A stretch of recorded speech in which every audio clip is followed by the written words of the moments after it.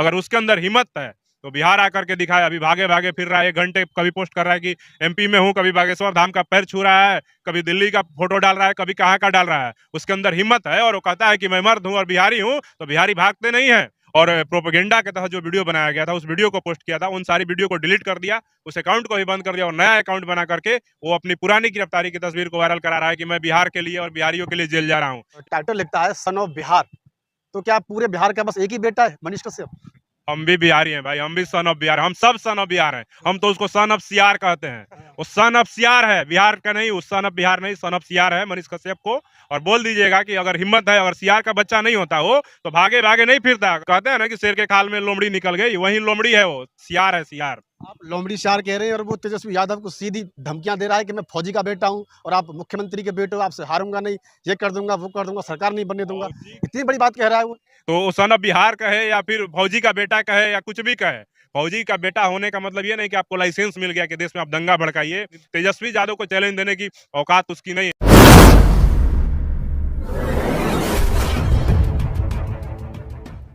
बिहार की टीम यहाँ पर पहुंची है। अमर ज्योति जो भीम आर्मी के वरिष्ठ पदाधिकारी हैं, पूरे प्रदेश में जो है संगठन को देखते हैं, और वो इस वक्त हमारे साथ में यहाँ पर बने हुए हैं। और एक मुख्य विषय पर हम इनसे बातचीत करेंगे, तमिलनाडु और बिहार को लेकर के जो वीडियो सोशल मीडिया पर वायरल हुए और उसको लेकर के जो कंट्रोवर्सी हुई है, और खासकर इसमें एक नाम आ रहा है मनीष कश्यप का, आप जानते होंगे उसको। उसी को लेकर के हम यहाँ पर बातचीत करेंगे और उस केस की बारीकियों को समझने का हम यहाँ पर प्रयास करेंगे। तो सर, आपके बिहार में जो एक मामला चल रहा है मनीष कश्यप को लेकर के, उसे आप किस तरीके से देख रहे हैं? सारी चीज़ें आपके सामने हैं। देखिए, ये जो मामला है, ये पूरा का पूरा ये लड़ाई लगवाने के लिए, पूरे देश में दंगा और नफरत फैलाने के लिए, हिंदी भाषी भाषी राज्यों में और गैर हिंदी भाषी राज्यों में लड़ाई लगवाने के लिए। क्योंकि आपको पता होगा कि तमिलनाडु जो राज्य है, वहाँ पे एक बहुजन मुख्यमंत्री हैं और उनको बदनाम करने के लिए, क्योंकि आपको पता होगा कि पूरे देश में गिने चुने ही बहुजन मुख्यमंत्री हैं।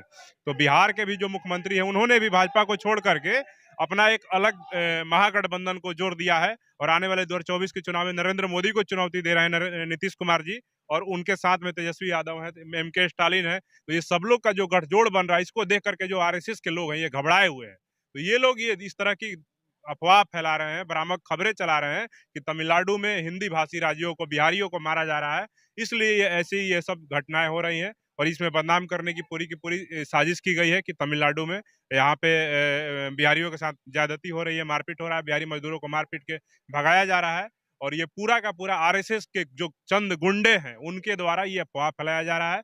उनके ऊपर वहां की पुलिस ने एफआईआर भी दर्ज की है और बहुत जल्द मुझे उम्मीद है कि तमिलनाडु पुलिस और बिहार पुलिस भी जल्दी उन गुंडों को, जो आपराधिक प्रवृत्ति के हैं, जो भ्रामक खबरें फैला रहे हैं और देश में नफरत का माहौल तैयार कर रहे हैं, उनको गिरफ्तार करके जेल भेजेगी। अच्छा, मनीष कश्यप के बारे में ये कहा जाता है कि वो जाति से ब्राह्मण है और लोग उसको मनीष कश्यप के नाम से जानते हैं। तो इसके पीछे आप क्या वजह मानते हैं? क्योंकि आरएसएस से निकला हुआ आदमी है वो। देखिए, मनीष कश्यप और जो भी टाइटल है बिहार में या देश में कहीं भी देखिएगा, तो आप किसी के टाइटल से आप उसकी जाति नहीं पकड़ सकते हैं। अभी देखिएगा तो कश्यप में ब्राह्मण भी लगाते हैं, भूमिहार भी लगाते हैं, तो उससे मतलब नहीं है। वो आदमी किसी भी नाम का, वो मनीष जाटव भी होता ना, अगर इस तरह का दंगा फैलाने की भ्रामक खबरें फैला रहा होता, या मनीष पासवान होता, तो उसके खिलाफ भी यही कार्रवाई होती और हम लोग उसका समर्थन नहीं करते। वो भले जाति का ब्राह्मण हो, भूमिहार हो, उससे हमें मतलब नहीं है। अगर वो वहां पे दलित भी होता तो हम उसका विरोध करते, लेकिन ये जो काम कर रहा है, अगर उसके अंदर हिम्मत है तो बिहार आकर के दिखाए। अभी भागे भागे फिर रहा है, 1 घंटे कभी पोस्ट कर रहा है कि एमपी में हूँ, कभी बागेश्वर धाम का पैर छू रहा है, कभी दिल्ली का फोटो डाल रहा है, कभी कहाँ का डाल रहा है। उसके अंदर हिम्मत है और वो कहता है कि मैं मर्द हूँ और बिहारी हूँ, तो बिहारी भागते नहीं है। अगर उसके अंदर हिम्मत है तो आकर के पटना में दिखाए और अपने आप को गिरफ्तारी दे करके दिखाए, उसको समझ में आ जाएगा कि दंगा फैलाने का अंजाम क्या होता है। अच्छा, किस तरीके से देख रहे हैं कि वो एक व्यक्ति है और अब एक पत्रकार के तौर पे काम कर रहा है, सोशल मीडिया उसका चैनल है। तो एक बिहार के उप मुख्यमंत्री को जो है इस तरह की चेतावनी दे रहा है ऑन वीडियो में कि मैं सरकार नहीं बनने दूंगा, सरकार गिरा दूंगा। मतलब इस तरह की धमकियां दी जा रही है एक व्यक्ति के द्वारा। इससे आप किस तरीके से देख रहे हैं? वो पत्रकार है कहाँ? पत्रकार की यही भाषा होती है कि किसी को गाली गलौज धमकी भरे शब्दों में और बदतमीजी के साथ बात करे। पत्रकार वो हैं ही नहीं। आप देखिए उसके पुराने ऊपर उसके ऊपर जितने भी केसेस हैं, सारे के सारे की जो केसेस हैं मारपीट के हैं, दंगे भड़काने के हैं। बिहार में कश्मीरियों ने मेला लगाते हैं, उलेन मेला, उनको मारपीट करके भगाने का केस है। और सारे के सारे जो उस पे केस हैं, जितने भी आपराधिक मुकदमे दर्ज है, कोई भी उस पे पत्रकारिता के लिए केस नहीं हुआ है। और पहली बार जब केस हुआ भी पत्रकारिता के लिए, तो वो भी तुच्छ और भ्रामक खबरें फैलाने के लिए, और उस केस में वो जेल जाएगा। मैं आपको निश्चित बता दे रहा हूँ, बिहार की सरकार और तमिलनाडु की सरकार उसको छोड़ने वाली नहीं है। वो जल्द जेल के अंदर होगा और उसकी औकात समझ में आ जाएगी कि देश के अंदर नफरत फैलाने का अंजाम क्या होता है। अच्छा, उनके द्वारा एक अलग ट्विटर अकाउंट से जो है एक पोस्ट भी डाला गया, उसको भी पुलिस ने जो है भ्रामक बताते हुए कि अपनी गिरफ्तारी की झूठी खबर जो है उसने चला दी है। शायद उस पे एक और एफआईआर हुई है?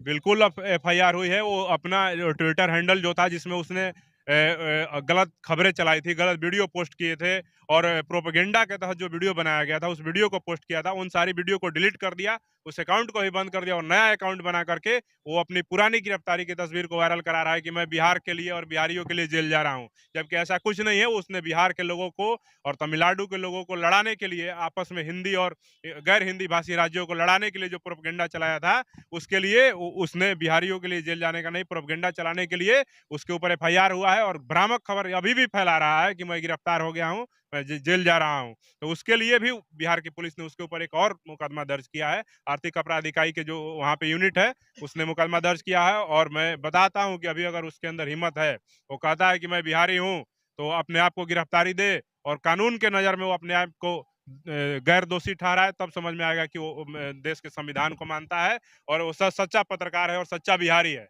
हम लोग भी बिहारी हैं। हम लोग मांग करते हैं कि उसके अंदर हिम्मत है, बिहारी है, तो वो गिरफ्तारी दे और अपने आप को न्यायालय में सिद्ध करे कि वो दोषी नहीं है। अच्छा, अपने नाम के पीछे वो एक टाइटल लिखता है सन ऑफ बिहार। तो क्या पूरे बिहार का बस एक ही बेटा है मनीष कश्यप? हम भी बिहारी हैं भाई, हम भी सन ऑफ बिहार, हम सब सन ऑफ बिहार हैं। हम तो उसको सन ऑफ सियार कहते हैं। वो सन ऑफ सियार है, बिहार का नहीं। वो सन ऑफ बिहार नहीं, सन ऑफ सियार है मनीष कश्यप को। और बोल दीजिएगा कि अगर हिम्मत है, अगर सियार का बच्चा नहीं होता वो, तो भागे भागे नहीं फिरता। अगर बिहार का बच्चा होता ना, तो देखिए वहाँ पटना में आकर के बोलता कि मैं पूरे बिहारियों के लिए, मान सम्मान के लिए जेल जा रहा हूँ। वो सियार का बच्चा है, लोमड़ी है वो।